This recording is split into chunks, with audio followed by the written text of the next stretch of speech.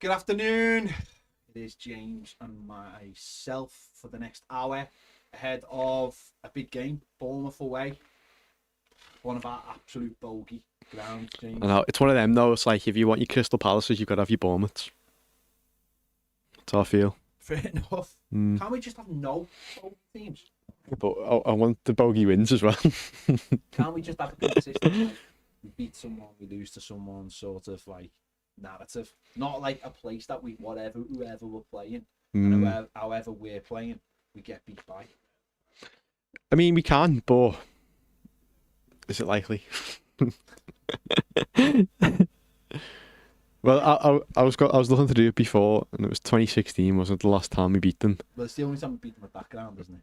It might be at that ground too. There's that one in the 80s as well, but it's just so sad. And then Both you always played there. I can't remember. I'll Google it. I don't know. Didn't like Bournemouth weren't a thing until like the 2010s really. You ain't really. Is my mic up? Yeah. Sure. Someone just said my mic. James is going to check.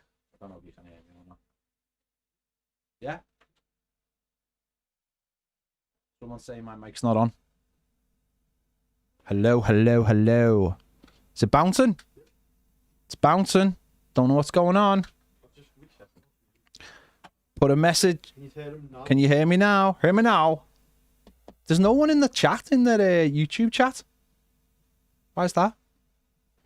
Can you hear me? Put something in the in the comments. It's my mic's not working apparently. Sound now. Is it working now? Okay. Why is there no comments on YouTube? No, on my one there's not. Apologies, that it's not anyone's fault. It's just a little gremlin. Sometimes it happens. Not calling James a little gremlin. Sometimes it just happens that you start a show and there's no sound. It's not an issue. It's not anyone's fault. Shouldn't be looking for faults. How are you just feeling in general ahead of tonight's game? Don't know, because it's Bournemouth are one of them, haven't they, where they've got the sort of like Brighton reputation where because they're doing so much better than you'd imagine, they sort of people think they're better than what they actually are. Yeah. It's like, you know, like Brighton, like year after year, everyone says how good they are and the players go for loads, but like they're always around 10th anyway. Yeah. It's like, I feel like Bournemouth have sort of slipped into They're that now. streaky, aren't they? Yeah, like they'll go through phases, and obviously that Sunderland game, they were 2-0, weren't they, and lost 3-2. And then, what was it? The 3 or 4 before that, they haven't won either. They were 2-0 down to West Ham and pulled it back to 2-2, so nearly the other way. Lost Before 4-0. that, they got beat 4-1 by Villa. They obviously got beat by City. They got beat 3-1 by City, Yeah. 4-0 by Villa. So they're on a bit of a they are very streaky. They have patience. They're not a club that sort of get carried away with themselves. The manager doesn't get carried away. The players don't. They'll be in runs and then off runs. And you're right, they'll end up finishing maybe just slightly better than mid-table or high mid-table, which when you think about it, for a club like Bournemouth is absolutely fantastic, isn't it? Let's be honest. Sometimes in the last few years we've got a little bit carried away with ourselves with like the Brentfords, the Bournemouths, the Brightons, of like when they're on a bad run, we're like, it's all done for them, and you're like, then you look at the table and you go, they're in an amazing position. Yeah. They're in the kind of position we'd actually love to be in. But because it has been such a bad place, and because no matter, I mean, what was it now? Just what, 3 years ago? November 3 years ago, they were on like a terrible run, and we went down there and played them twice in the space of a week, 4 days, and we got beat by them twice, and it was embarrassing. In fact, Frank Lampard should have really been sacked after the second one. But how would you approach it tonight? It's scary, isn't it? Because you look at sort of their wingers, and that's ultimately the biggest strength, is like Semenyo and that, isn't it? So, Semenyo, Tavernier and Kluivert. That Krupi as well, he's been really good for them too, but there's a bit of controversy around his transfer. But they're all rapid, and it's that feeling of an O'Brien and Michelenko that like sort of what Elanga done, where feel like you'd have been on the ropes constantly with them. So what do? Do we sit in do we sit deep and let the players high up press, but also at the same time sort of don't get caught too high as a team, so leave that space behind? I feel like, sort of how the Man United game went in a way where it was like Dewsbury always dropping more into the midfield, and it was more like a flat 3, and sometimes went to a 4, like a 4-4-2 sort of. I feel like that's sort of the way you got to go for it, and that we are going to have to defend. But also, you look at Bournemouth's midfield, and it's not like they're not like the biggest fellas in the world. No, it's not like it's going to be like a physically challenging game. Yeah, it's not like we're going against like Amadou Onan for an example. It's like what they've got: Tyler Adams and Tavernier. He's Alex Scott, and they're not like big lads where you can't look at like a James Garner or an Alcaraz. You're like, oh no, he's way out of his depth there. Yeah. Which I know is the biggest worry because everyone's talking about the midfield now. And so I think just sort of taking your moments as you are, and obviously Barry's been progressing quite well as well, with how he holds the ball, but how he wins fouls. So I think it's just important we just keep getting loads of them. And I'm not going to pretend like I know loads about Bournemouth's defence because they're going to have to play that 18-year-old, aren't they? But if he is 18 and obviously the midfield's not big and they attack, they don't really have like a big striker either. You'd think that like set pieces would sort of be Everton's like biggest chance to get goals, maybe, or crosses into the box. And I think that's something I'd like to see more from both wingers, is just, especially in Dye, because you see him when he went to Senegal, like he had a few assists from crosses in, and it feels like when he gets it out there, he's not really whipping it in as much. So maybe just going for stuff like that. I think probably. I'd like to see more crosses into the box. Sorry, I think Barry up against like an 18-year-old could get a little bit of joy tonight. I think this is one of those games tonight where you're looking for us to we've got to get something, because obviously the Newcastle games took the wind out of everyone's sails, and I think people are looking at the rest of December they look at tonight and go, well, it's a game that we're playing a team who are only a point above us, but the record down there is horrendous. We don't travel well to Bournemouth. No.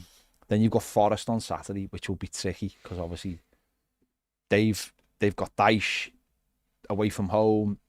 He'll just play on the counter-attack, and he'll use the Newcastle blueprint as what to do against us. And then we've got 2 very tough games. Chelsea. I'll be honest, I'd rather they were the other way around. I'd rather we were playing Chelsea at home and we were playing Arsenal away. Just because Arsenal are I think I always feel like we've got a chance against Chelsea. But we normally do all right against Arsenal as well. But I don't know. They do look good at the moment. Yeah. And everyone just looks at that. The manager doesn't. He'll look at it game by game because he's got to, hasn't he? Because he doesn't know who we'll have available. Saturday, James Garner could get booked tonight and he's out for Saturday. Because I've no way to be him or Garner.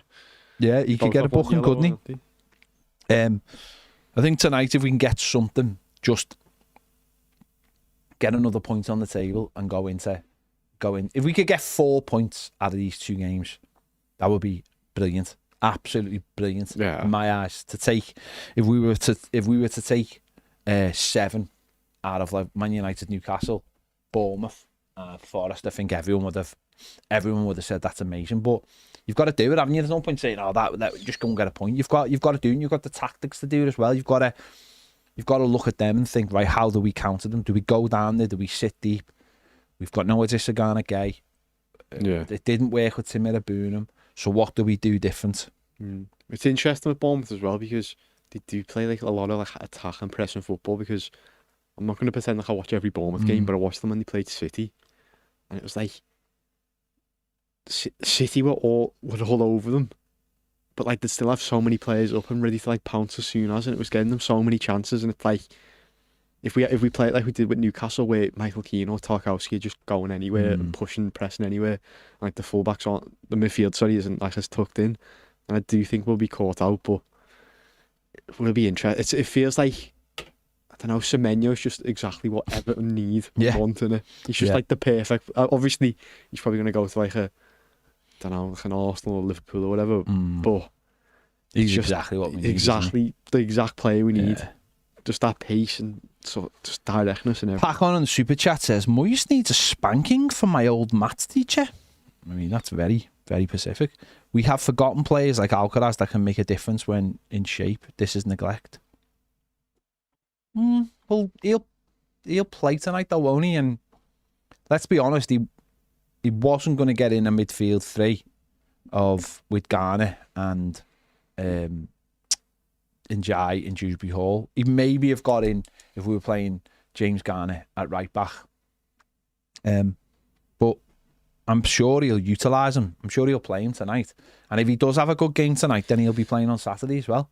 So it's up to Carlos Alcaraz now to take that opportunity if he does play tonight. It feels like, doesn't it, that this is like sort of what's going to happen when AFCON comes around and it's like Dibbling and stuff. That this is like his big chance now, isn't it? To sort of, because obviously you've seen Moyes mustn't be too keen on him right now or in training. He's not doing well, but he's gonna get this game and which will eventually let him get a few more games. And it's like if he really wants to be sort of a first team, and now sort of the time to get both hands on it, which is. He does it really, isn't it? Well, that's it, isn't it? It's not like he's playing on the wing or anything like he has been. It's like Tim, isn't it? On Saturday, he was given an opportunity to start the game, and he was dreadful. Yeah. You know, there's no hiding the fact. Don't get me wrong, right?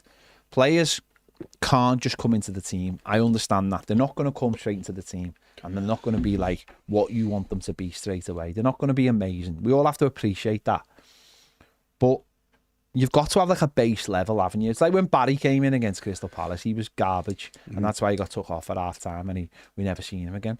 But what he's been doing in the last few games is starting to build up the play a little bit better. Obviously now, Barry needs to start scoring goals. He's not even hitting the target, which is worrying because we're not really using him that much the right way. So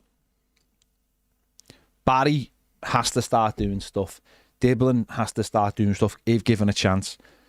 Carlos Alcaraz got to take the opportunity. Like, just to have a base level, where you go, had a good game there. Almost like James Garner did, where he came into the side and it was like, did all right there, and then just kept improving to the point where he was like a 7, coming up to like 6.5, 7, whichever you look at him.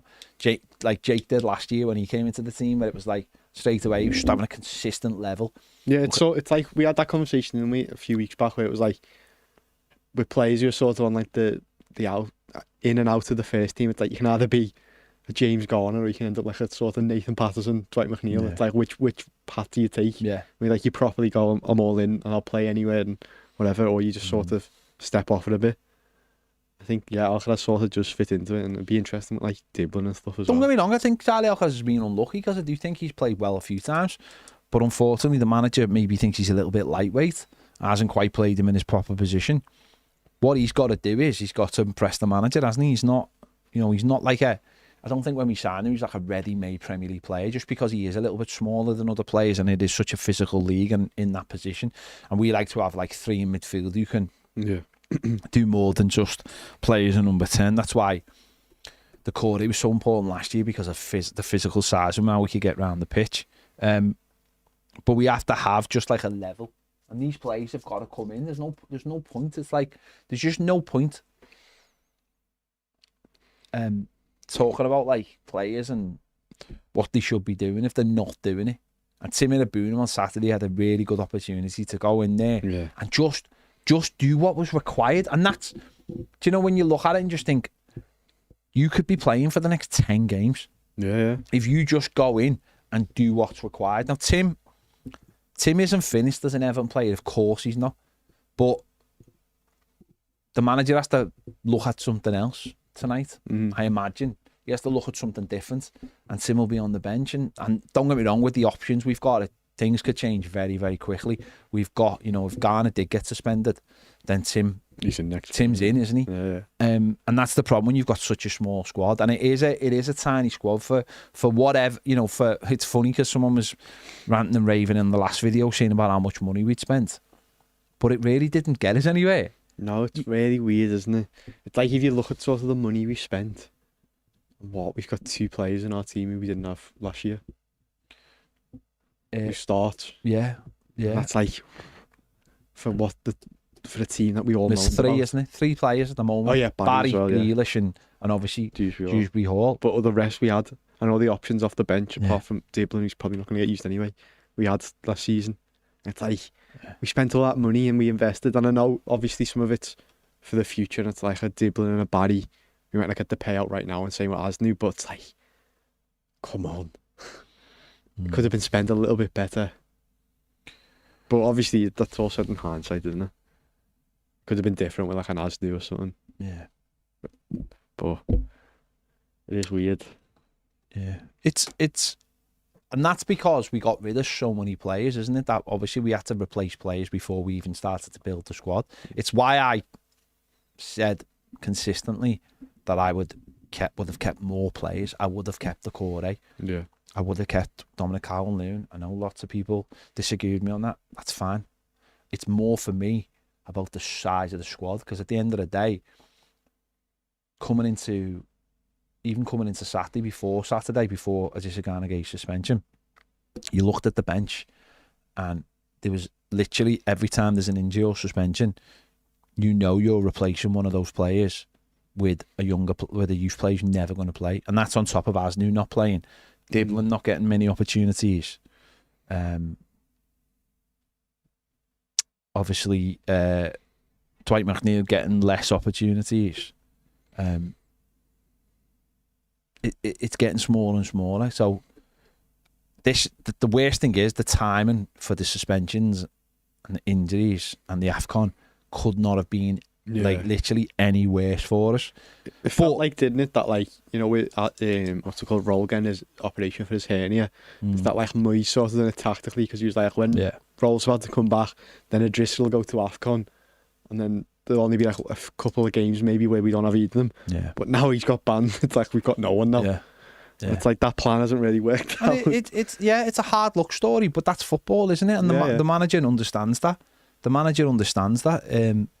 But in January, we have to go into the market. We've been linked with Anthony Robinson. It's only his age, really, that I worry about. And obviously, he's had an injury, hasn't he, for a while now. And I was going through his injury history, we were talking about it this morning. It's like, it doesn't say exactly what's wrong with it, but it just says constantly it's knee problems. Yeah, see, that's a worry, isn't it? Unless they're going to sell him on the cheap because of that. That is a worry.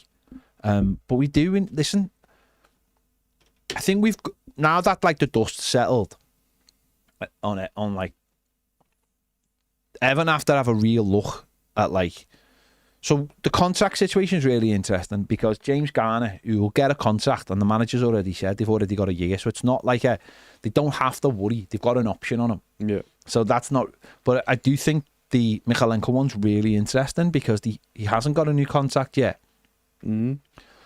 He's coming up to a point where he can start negotiating with clubs outside of England. Now, don't get me wrong, I think he should have been, his value should have been retained.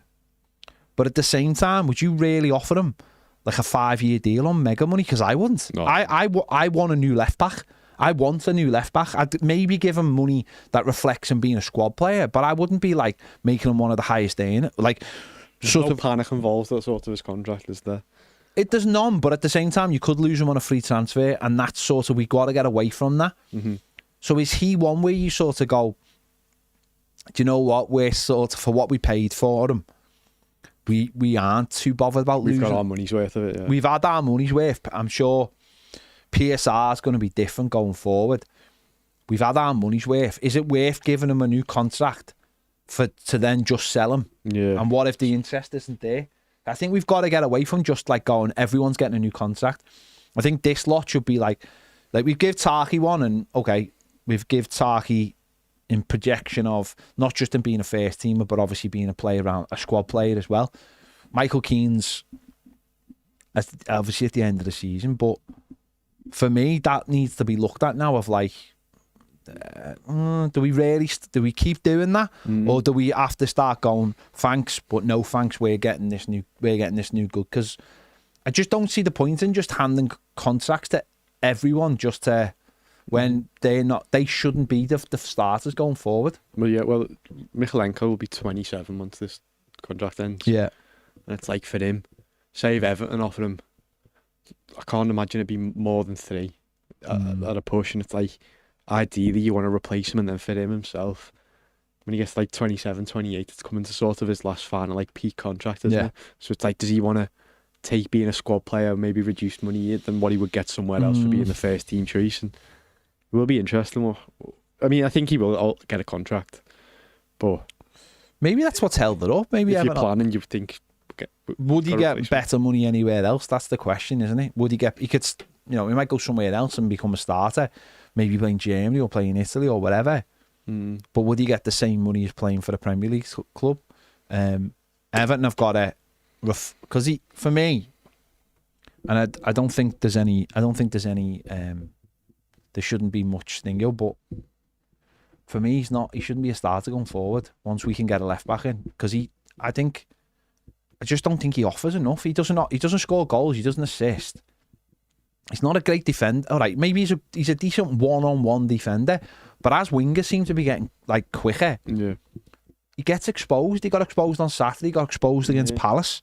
For me, he's not like I do understand the idea of like protecting the asset, and having players for your squad. I just wonder how long that can go on, because we can't just we said it before. We've only got 3 players in our starting 11 from this season. The rest of the players from last season that the manager said wasn't good enough. And you can't do it in all window. And that's why I said about Decore, and that's why I said about Dominic Calvert-Lewin. Not to be starters, to be squad players, to boost the squad so that you've got players on your bench. Now, Everton offered Decore something, he didn't take it, fine. The same with Dominic Calvert-Lewin. You find what you think, and Dom, fine. I'm not sure he would have stayed anyway. But Decore, maybe if they'd offered him an extra year, maybe he would have stayed. He didn't, fine. But for me, it's the same. But that's the reason they kept Michael Keane. It was the same reason. It was continuity. It was, what's the point of buying another player? Because what was the defender we whaling to do? We nearly bought the lad from Brighton, wasn't he? Yeah, I can't remember his name. And it's just continuity to boost the squad. Because what we had to do was, if we all remember, is we had to pay money to replace players who were leaving. So we weren't. So the squad never really. The squad didn't get stronger in size. That's where I think Moyes was talking about on Saturday, even though he got his words. Wasn't it? Yeah, Adam Webster. Moyes messed up with his words. Newcastle made 6 changes on Saturday, didn't he? From the team that played at Marseille. They made 6 changes, because that's how good their squad is in the whole. Yeah. We couldn't make. We made 6 changes or whatever it was for the League Cup game, and look what happened to us. We don't have 6 usable subs. Exactly. We don't, do we? We don't have 6 usable subs at the best of times. Yeah. We have like 4, 5. So for us, it's a case of having to have a good look at it. Moyes has already said he wants players in January, and I just don't buy into this thing of there's no value in January. If you need players, there's value, because if you need players, there's a whole second half of the season, if you buy them early, that can propel you, like we saw last season, into a decent area. Well, if you look, just going back to the sub thing, we brought on Alcaraz, Dwight McNeil, Tyler Dibben and Beto. That means the remaining people on our bench was Mark Travers, Tom King, Asnu, Elijah Campbell and Reece Welch. Yeah. Which one of them? None of them are coming on. Not one of them. And then you look at Newcastle's, they brought on Willock, Ramsey, Shaw, Tonali, Gordon, and then they still had Jacob Murphy and then they had 2 keepers. Yeah, exactly. It's like they had 5 subs who were all, you could argue, first teamers. Yeah. Well, they are the first teamers in terms of like they'll play because they've got two games a week. Some of them will play and some of them will come out. They'll have the hardcore players who'll play.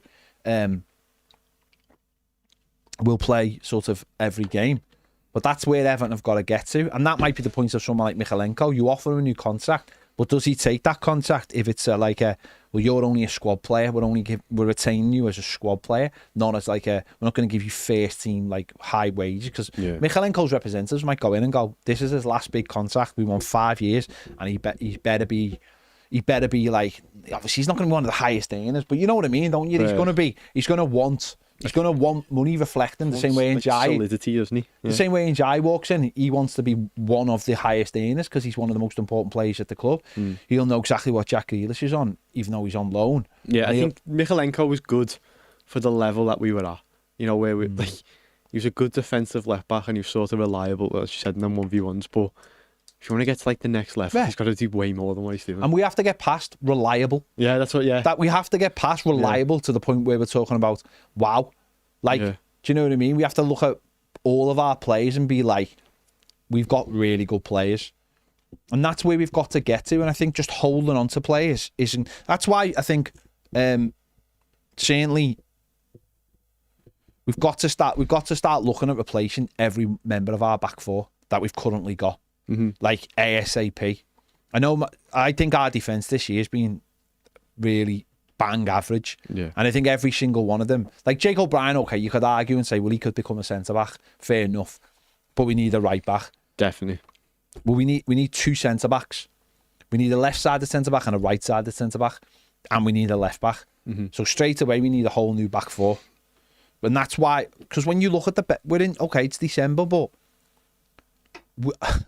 we've got four usable subs tonight, is it? 5 usable? 4. Yeah. Well, it'll be McNeil, Dibble, Beto, and probably Irabunum. So that's 4. Asnu makes 5.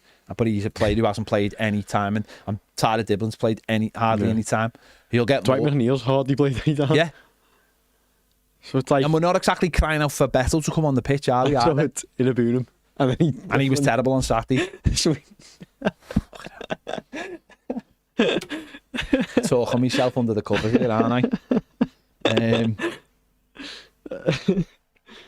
Yeah, but we have to get away from reliable.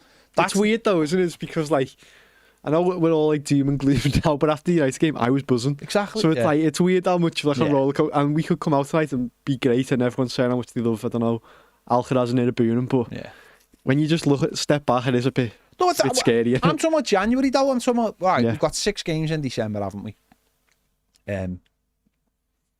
We've got 6 games in December. We've got to make the most of every single one. Of course we have. But I'm talking about December. I'm talking about January. I'm talking in less than a month's time. That window's open, and this idea of not buying players or we'll have a little look around. To me, I think we absolutely need to bring in a centre forward. Absolutely. Barry hasn't had a shot on target, and as much as he's improving, if we haven't got an extra player to come off the bench, it's a mad stat. Isn't that a mad stat? He hasn't had a shot on target. Like, you can talk about how much he's getting better, but the kid hasn't had a shot on target. And I don't know about you, but I like my centre forwards who have shots on target. It's a big part of what gets them goals. And we have to look for fullbacks. We have to look for fullbacks. Yeah. Have to. Because that would make the world of difference. James Garner at Fulham was so comfortable on the ball and drove us forward from right back. That's how so imagine having one on each side. Go back to when we had Seamus and Baines. No one was talking about like they do a job. They were talking about, wow, look at our players. Yeah. Look at our players. Yeah, that's another frustrating bit about it as well, is that against Fulham, I don't know, it felt like James Garner opened us up way more. Yeah, because he had them, because Irabunum as well was coming and driving with James Garner, he had that protection of him, but like it opened and die up so much more. But then because it opened and die up more, the defence was moving over, so Grealish had more space, and it all just worked out perfectly. If we got full backs as well, if we got full backs, like if we got a left back and a right back, then that would open the door for Jake O'Brien to go back in at centre back, and hopefully at some point when Branthwaite comes back, then you've got your 4 centre backs back. Yeah. But at the moment, Jake O'Brien is needed to play right back, and don't forget, all these players have played like every single game. Yeah. Like Jake's been on the bench once, okay, twice with Man United, but came on the pitch after 9 minutes. Keane and Taki have played every game. And Keane went from basically nothing to back to always in the lineup. Michalenko has played every game bar 2, is he? Yeah, you got them injured. He was injured when he for the first, like, the Brighton one and the something like that. He's played every game bar 2 at left back. Grealish has played every game bar the Man City game in the league. Yeah. And Jai the same. Kieran Dewsbury-Hall's played every game bar 1. Miss Palace, yeah. Obviously, the centre forwards have James Garner's just played everywhere. James Garner's played every game everywhere, all at once. And Idrissa had played every game. Oh. So all these players who are on the bench, like you said before, have hardly picked up any minutes, apart from Beto. Yeah. So it's like there's no integration into the team. And it's like, yeah. We have to. Listen, someone in the comments saying who should we back? It's not my job. It's literally not my job. Richarlison. It's literally not my job to know who Everton are after or who they're going to sign. It's not my job. I just watch Everton and know that what we need. Who they are is up to David Moyes, Angus Kinnear, and all the people behind the scenes who are there now. If Everton don't bring players in January, it's neglect because the squad is so small. It is neglect. Because what are you trying to do? What are you trying to do with your season? You know, Everton need to bring in players. It's neglect. So, but like, listen, they've got players missing tonight. They've got suspensions. They've got injuries. So they've got players missing. So how are they dealing with that adversity? You know, how are they feeling about it? You know, we have to play. We have to play to whatever tactics David Moyes sets. Now, certainly in the first, like, early on in the game, it is an away game, so I imagine we'll be. I mean, don't get me wrong, Man United, we went at them straight away, but it'll be interesting to see how we set up, as in, like, you know, because we are a little bit down in our luck, aren't we? And it's a case of, like, don't do anything stupid like Newcastle. Yeah. Yeah, but even after we conceded that first goal in Newcastle, we had like 10 minutes where we actually played quite well. Yeah. And we were attacking well. And I know when they scored again, me and my dad looked at me like, we've not even played that badly. We just got a bit unlucky. But then after then there was a massive drop off. But I think it's, I don't know, keeping that level. It's just whether we can. Do you find that? I've heard this said. So do you know what? So they scored on Saturday, and then we had like the 10 minutes, didn't we? Mm-hmm. But are you like, not worried's not the right word, but do you look at the way we played for those 10 minutes and think, where are we going? Like, no, yeah, I said this on another one with Baz. It's like, you know, the way you watch Man City and they get a bit boring because they just keep going round and round the box and nothing really happens, but then they eventually find one and Haaland like taps in. Yeah. It feels like Everton do that, but we don't have a Haaland. Yeah. It feels like we get it. Grealish gets on the left, doesn't work. He'll pass to Michaelenko, goes to James Garner, and then he'll just keep going back round. It's like we're waiting for this gap. And because sort of the teams know if we just don't give them the gap, they've got nothing really. Then nothing happens with Everton. It's like when we have got that pressure and it never works too well for us. And so, yeah, it is worrying. Yeah, I think for me it's because we haven't got a centre forward that's hit the target. No, I just think it's nice playing that way, but ultimately, what does it actually get you? Yeah, like just same semicircle. Yeah, but the thing about it is though, if you can play like that for like 30 minutes and grind the team down, you will get something. But what seems to ultimately be the issue with us is we play like that and then let the opposition do something so easily. Yeah, because it feels like as well, as stupid as it is, we'll play like that and then we'll get like, I don't know, a Tarkowski or a Michael Keane will go forward and then we've got that space in the back, and because we don't really have a full back who's like rapid, say it happens tonight, Semenyo has a field day against like a Michaelenko or someone if they're the only ones back, and it's like, I don't know. It feels like we're almost there. It feels like we're like a few players, but we can't play that way just yet. Yeah, I feel like we have to play like that because of the players we've got. But it's like hard. It's like that. You ever seen those pictures where it's like someone starts drawing a horse and it's amazing at the front, and then as it gets further to the back, it just becomes terrible. I feel like we're a bit like that. I feel like there's part of the team that I've got like there's a little bit of class there. And then, but it doesn't really work because the defence is so slow. Formula One racer, but they park like me. I'd say a Formula One racer, but like the gearbox is out of like my car. A car from like the 90s or something, or the tyres are like, you know, I don't know, but it's just, yeah. I just want us to change the story tonight. I suppose that's what we did at Old Trafford as well. Just change the story. Just go down there, roll our sleeves up, and it don't be one of those games where we're like, yeah, typical Everton, typical Moyes. Yeah. Because I just think we do need a period of like, this season was never going to be easy. Of course it wasn't. You're moving into a new stadium. Everyone's adapting to that. The fans are adapting to that. There's plenty. We spoke about it. Me and Charlotte spoke about it earlier about like the people leaving and stickers and does it feel like home? And if it doesn't feel like home, that allows people to just go, I'm getting off. And the transport and all that. So it's never going to be easy.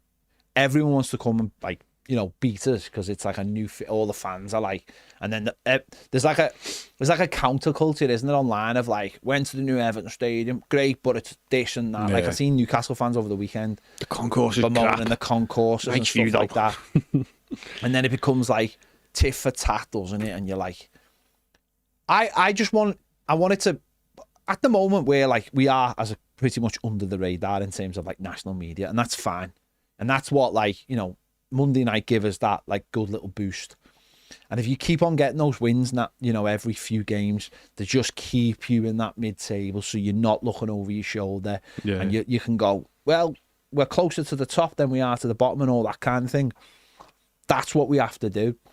I just worry tonight that if we don't turn up, like if we do not turn up tonight, that there's going to just be, going into this Forest game is going to be like, because it's Dyche and because we lost last week, there's just going to be pure like noise, isn't there? And it's not a noise that I'm particularly, I don't want to hear it. I don't want to hear it, but I mean, people have got a right to say it if they, you know, there's no issue. But Everton have to turn up tonight. They've got to turn up and make this a game. It does feel like point. They've got one more point in us, by the way. It does feel like as well that we, stupid as it sounds, we are like a proper Jekyll in our team. Like, like we can have the Man United game where everyone looks dead solid and we beat them with 10 men. Yeah. And then we concede in 1 minute. Yeah. And it's like, it was the same with like the Tottenham game and stuff like that, and the Wolves game where we lost. And it's like, when we're bad, we're really bad. But apart from that, we'd be like, all right. And I just what Everton are we going to get? I do put some of that on Moyes, by the way. Because I do think that in some of our games, Moyes has almost set us up to be far too open. As in, like you've come out after the game and said, "Oh, well, we've got to be our best and they've got to be their worst." Well, why did you leave? Why did you set us up in a way that left us so exposed, though? Yeah. Like, why have you? Why is Michael Keane rushing? You know, I know you can't like sort of make allowances for Michael Keane running out the back and doing what he's done, and then a one-on-one with Mykhalenko, but at times I do think, well, why have you left us so, why have you, I know you want us to be better, but that doesn't mean we are better. Yeah. Like there are times to just like batten down the hatches. There are times to just go, let's just get through the first 15 minutes of this game and then grow. Even at home. At home, there's no reason. I think fans would rather sit there for the first 15 minutes watching us grow into a game than being a goal down after 55 seconds where all of the energy goes out of the ground. Yeah. All of it. Like literally every single drop of energy from Everton fans just went out of the ground, and that does affect the players. Yeah, of course it does. We saw it like when Garnacho scored that goal against us.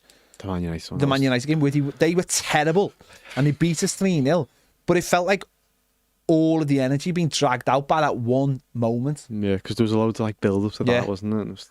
That was rough. That I worked with a Man United fan. And I was like having a go and being like, yeah, we're going to bat these and all that. We're all going to be together. So was it just after the points deduction? Yeah. And then Garnacho does that. Yeah. And oh my God, it was one of the worst games. But yeah, I think you're right. I think, I don't know, that's that sort of first 15, feel it out and then sort of grow into it more. I think that's what they should do tonight as well. So to see if Semenyo and that are on it, see how they are. Because Bournemouth as well, like we've been saying, they're not like amazing right now, 1 point ahead of us. So yeah, there's no sort of guarantee of it. Craig, honest to God, sometimes you come out with some of the most ridiculous things ever. We spoke about this earlier on. Sean Dyche's team went to Anfield and won 3-0 the other week by playing on the counter-attack with pace. Of course people are going to be wary of them. Of course they are. Because it's Sean Dyche, and Evertonians are like, this club follows patterns. It's like you were just born yesterday. Like, people will be, because it's Sean Dyche, and there'll be nothing more like Everton than not turning up Saturday. So, like, and also their fans are rats. That's why as well. No, they are though. They are though. They sing Feed the Scousers. They all sing about poverty. They were all singing about when we got done for the 10 points and stuff, which is weird. Yeah, and if you know anything about history, you'll know about their fans from the people of Nottingham from the mid-80s as well. So they are a horrible set of fans. I used to have time for them, but they're horrible. Just looking at the last team that we had that beat Bournemouth. Do you reckon you could name the team or get close to it? The what team? The team that beat Bournemouth last. It was in 2016, February 20th. I can tell you the score. Who scored? Lukaku scored the penalty. It was on BBC One live. Yeah, and then he scored the other. Ross. Yeah. Deflected shot. He took a shot and it bounced. It like took a deflection and went over the goalkeeper really late. Yeah, it was classic Roberto Martinez team, wasn't it? It was. John Stones. No Stones. No Stones. Stones on the bench. Was he? Yeah. Dickhead. Yeah, it was like classic. It was classic Martinez, wasn't it? Robles in goal. Oviedo left back. Funes Mori and Jagielka. Coleman. Gareth Barry and McCarthy. Tom Cleverley. Ross Barkley. Aaron Lennon. Lukaku. Morales and Umanias came on. Wow. Bournemouth had 3 ex-Everton players done. Josh King, Gosling and Diston. Yeah. Matt Ritchie and Glenn Murray came on for Bournemouth. Wow.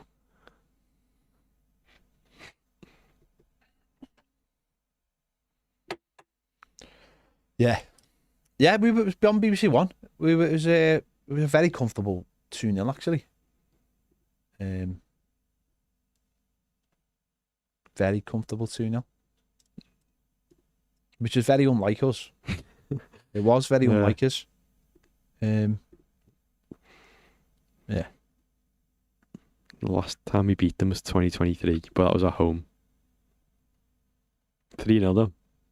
Yeah. It was basically Dyche needed to win to basically keep his job. Jack Harrison scored his first goal and made us all think he was amazing. Yeah, and got an assist. Decore and James Garner. We scored 2 dead early on.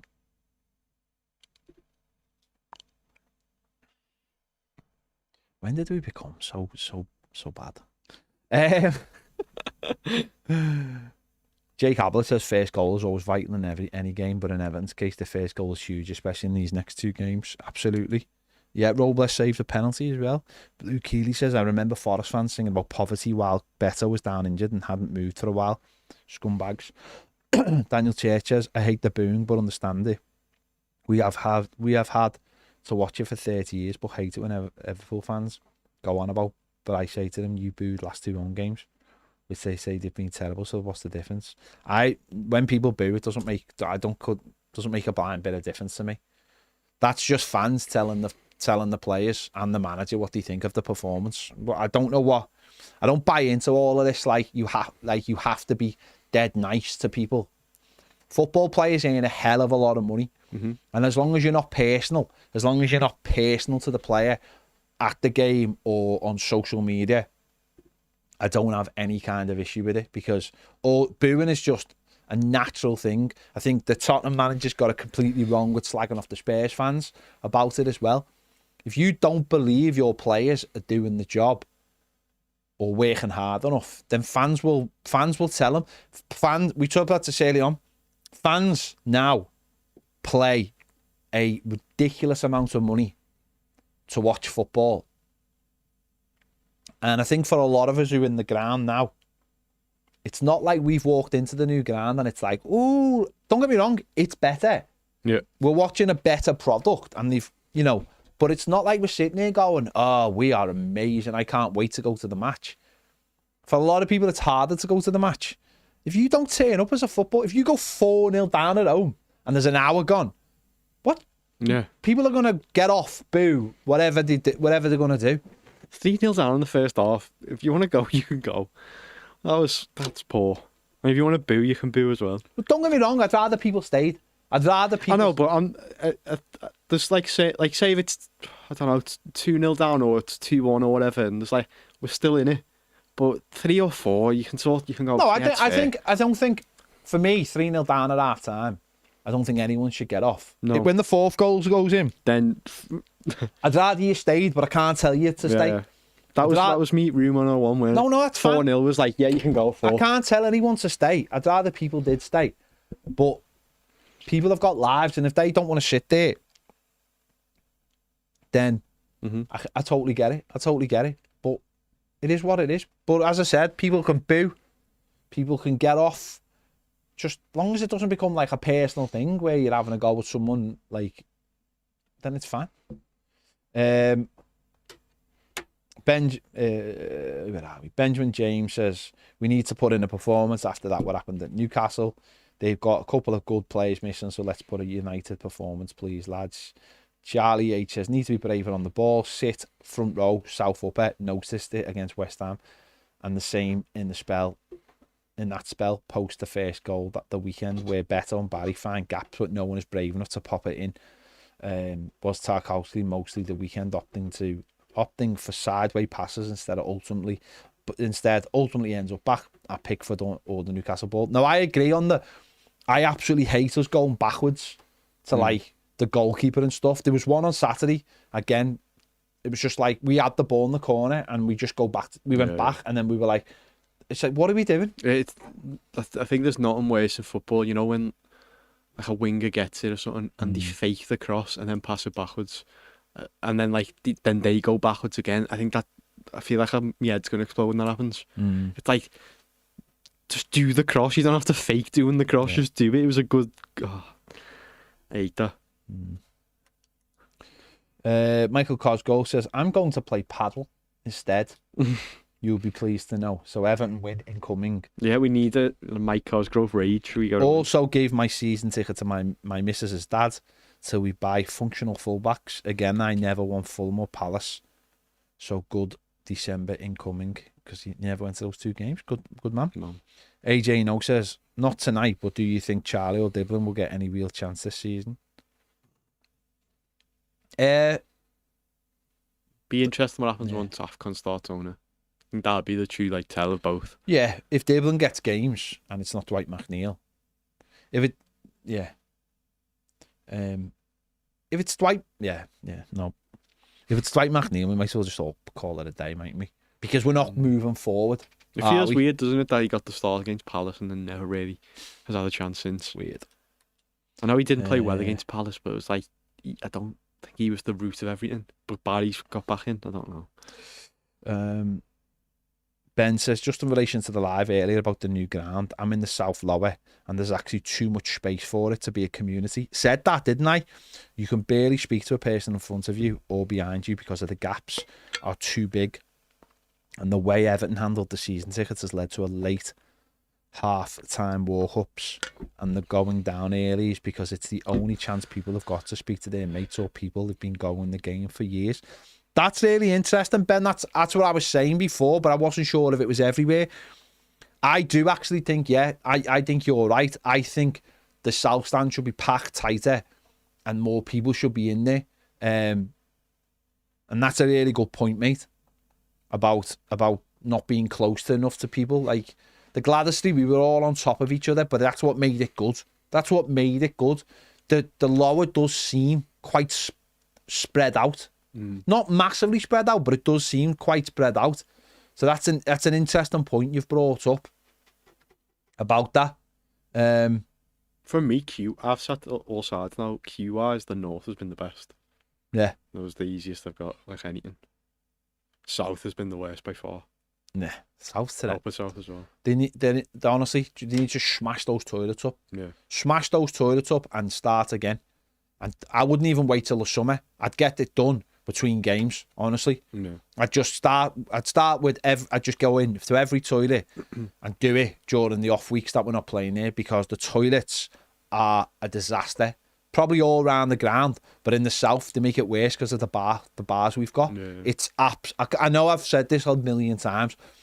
but it's scandalous how bad it is. It's scandalous how there are like loads of little things in the ground where you just go, how did that happen? Like, I'd say the thing that I find it really mad is how they have to take seats out of the south stand to put camera positions in. That's mad. Yeah. It's like, how is that allowed to happen? How was it not planned? Why wasn't that in the plan?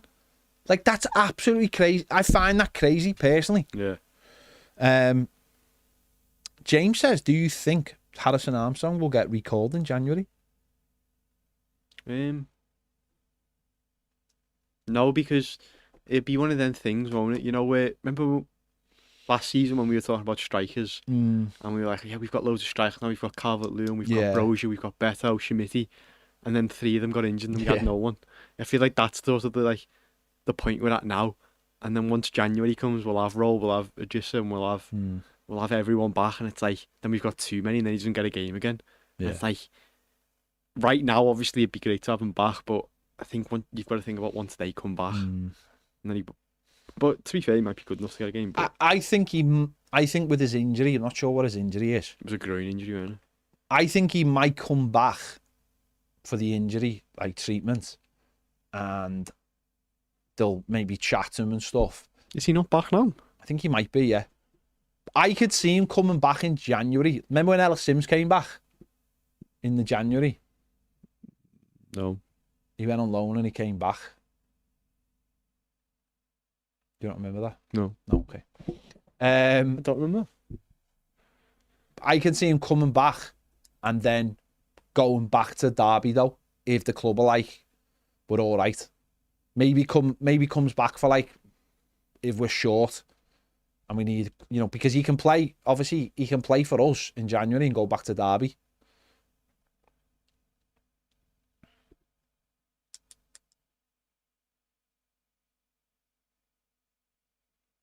Daniel, the game is on Sky, isn't it, tonight? Yeah, I'll find out. The game's on Sky. It's on Sky Plus, isn't it?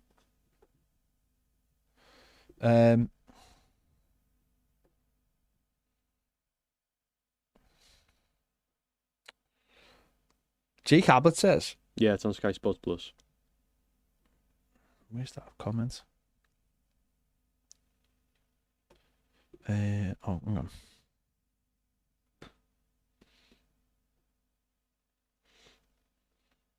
Oh yeah, someone said it's Preston, not Derby. Which? You said we can loan Harrison back to. Oh, Derby. sorry, did I say Derby? Sorry, yeah, Preston. AJ, no, have I ever? Yeah, I left earlier a game in 1993.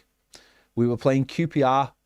We were 5-1 down, and by the time I got on the bus, it was 5-3. That's how we finished.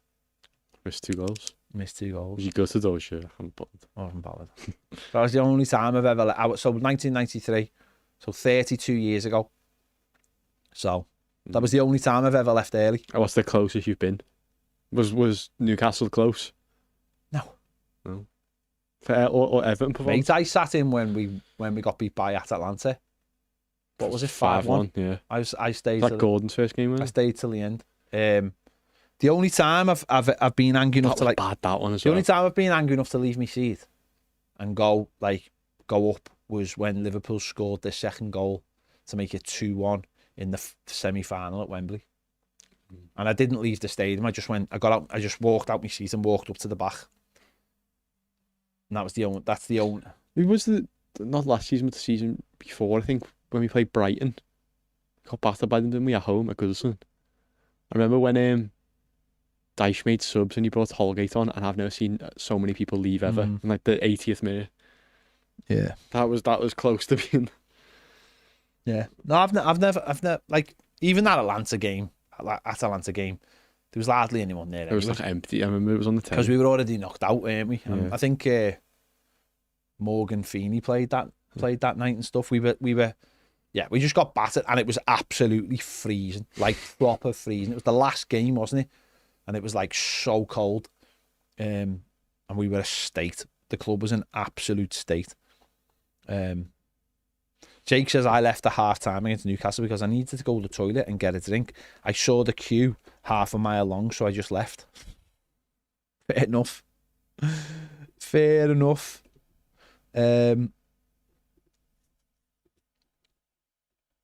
I want to see what the team was for the Atalanta game. I don't remember.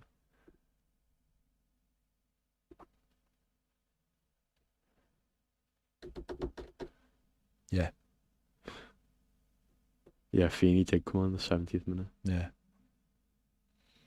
It was just like, I mean, don't get me wrong, I'm not one of them, like, I'm staying.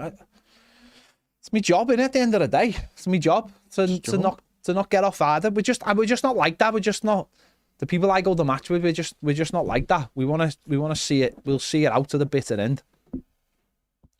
James says left early when Arteta got sent off against West Brom was 4-0 on the coldest day.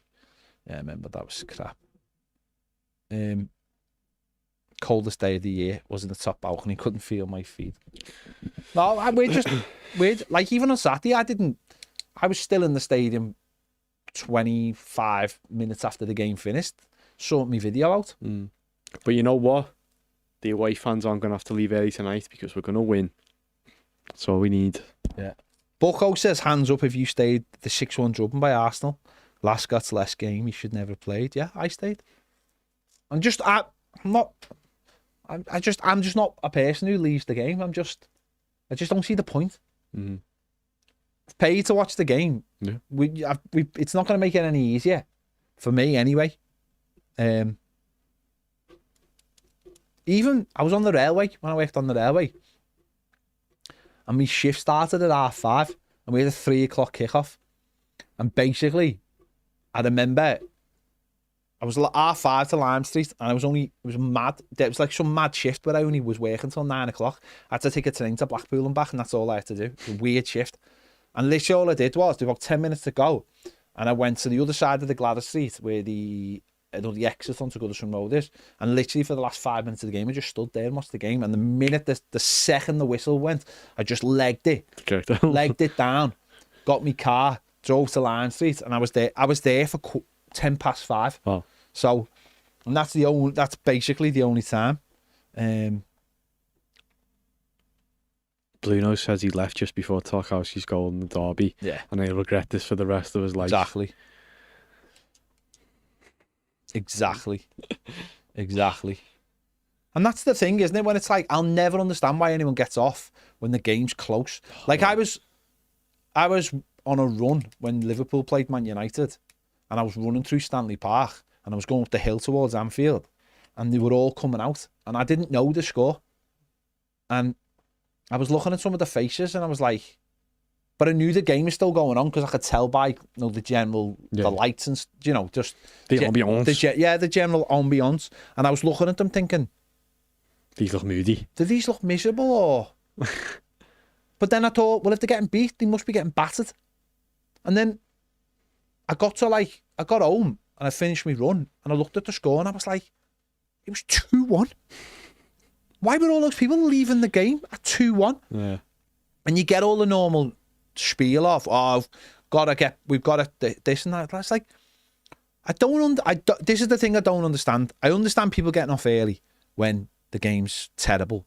I'll never understand when people go, well, I've got to get off to catch a train. Or if I don't leave now with 10 minutes to go, it'll take me another hour to get into town. I'm like, well, why are you going to match? Yeah. Why are you bothering going to match? I remember once when I was on the cabs, I picked up a job at Old Trafford, picked these Irish Man United fans up, and I'd got them to Manchester Airport before the game had finished.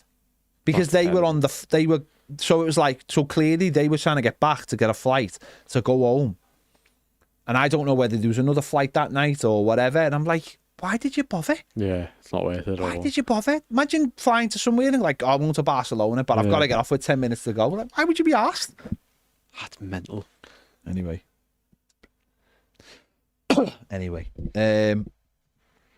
Mark Foster says 45 minutes till the lineup is announced. That is correct. Right, we're going to go in a minute. Let's just have a little refresh. Someone asked me, I can't say, we're on YouTube. Someone asked me before about something that I said that I couldn't say on YouTube, but we're on YouTube now, so I still can't say it. Do you remember what you're about? Oh, I do know what you're about. Yeah. You have to become a patron to find out what he was on about. You'll have to. Links in the description. Something happened at the match on Saturday to me and might scar me for life. I was shocked. I was shocked. The shocking truth. Nice. The shocking With truth. into AI. Yeah. The shocking truth of the shocking truth about Ped's match Hill day Dickinson experience. Yeah, Hill Dickinson experience. Hey, my match vlog did really good numbers on Saturday. I think it was Newcastle fans watching. Yeah. Defo. Why, yeah, man? Exactly. Right. AJ No says, radical idea for better atmosphere and getting season ticket members to get to know who they are by invite everyone with a season ticket into the stadium one Friday night. Okay. I like this. I like where it's going. A house party. You've got to stay in your stands, part of the concourse. Free drinks all night. Let everyone socialise and drink as much as they don't, as much as they won't be a laugh. Everyone will either get on or gate each other by the end and keep it open till 1. Some of that I understood, some of it I didn't understand. Hate each other, I think that's what he meant. Yeah, hate each other, but you put gate each other. Thought that was some kind of new weird thing. Yeah, I get Just that. make it cheaper. Make it slightly cheaper so people feel better. And I also like that thing before of, oh, interesting bit of news I've just learned. I have to become a Patreon member to know what it is. Hang on. How about another, make everything cheaper, make sharing boxes way cheaper, then everyone has to share. Okay. I'm just trying to figure this out. Can I mute the mic and tell me what it is? Go ahead, mute the mics.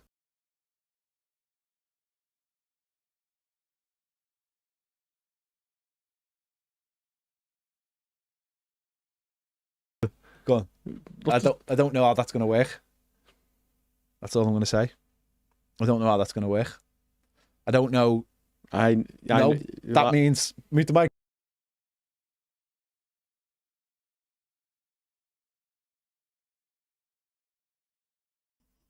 Have I muted them? No, I'm just saying, oh my God. It's like, you know, when they tell you see footy players talking like this. Oh my God. We just done that. We've just done that. Yeah. Buckle in. It's going to be a long night. Buckle in. That's all I'm going to say. Buckle in. Yeah. I don't know how that's going to work. It's an interesting one. It's an interesting one. I don't know how that's going to work. Yeah. As I said, I'm not sure how that's going to work. But, sorry. Oh God, Keno's up front, isn't he? Did you watch that? Did you see that video that came out of it was Tarkowski and not Tarkowski, McNeil. Tarkowski and Keane. It was like a best friends test, and one of the questions they said was, "Who would be better up front?" And Michael Keane said, "Oh, it'd definitely be me." And I've been really close to a few times since I've been at Everton. How close is really close? Scary,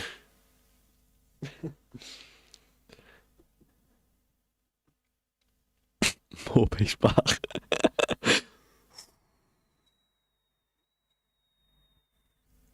Yeah.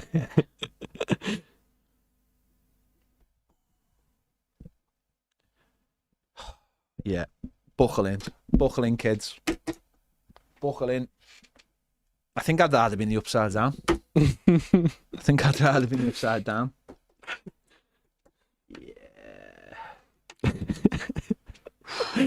And you got a paper bag.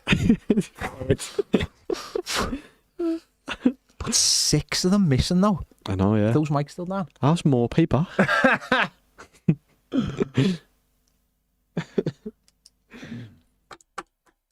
Brendan Galloway.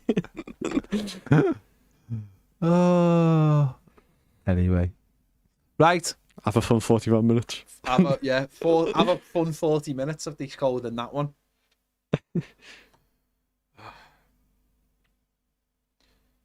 What's the number for paddle? Mike, give us a call. Mike, get us in the game, lad. Get us in the game.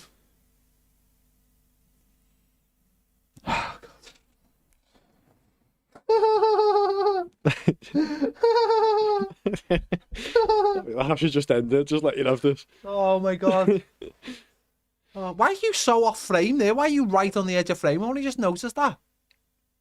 I don't know. I moved the thingy so you can have the thingy.